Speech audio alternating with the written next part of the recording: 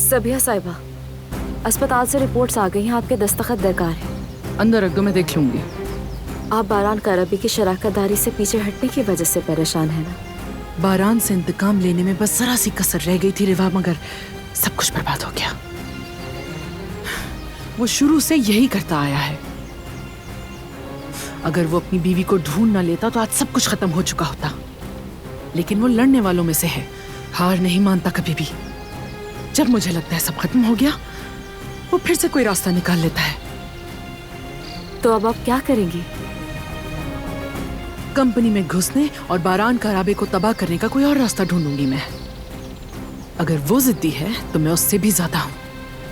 अगर वो मोहब्बत से ताकत लेता है तो मैं इंतकाम से ताकत लेती हूं। देखते हैं कौन गालिब आता है, मोहब्बत या इंतकाम।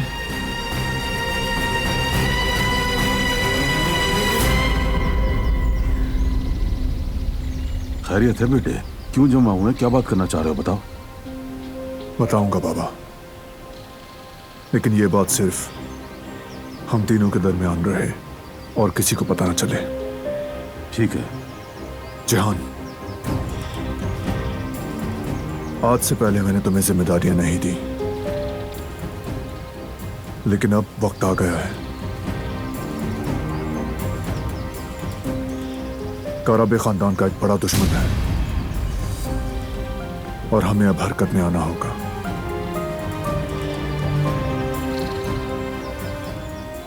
क्या तुम मेरे साथ हो?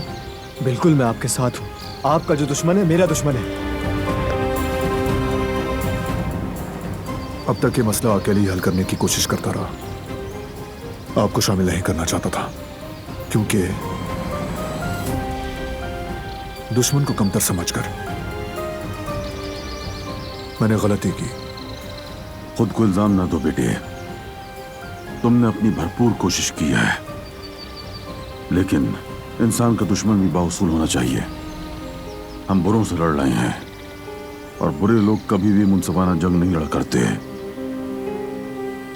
ये जो भी शख्स अपने आप को छुपा रहा है, सामने आकर हरगिज नहीं कहेगा कि मैं तुम्हारा दुश्मन हूं।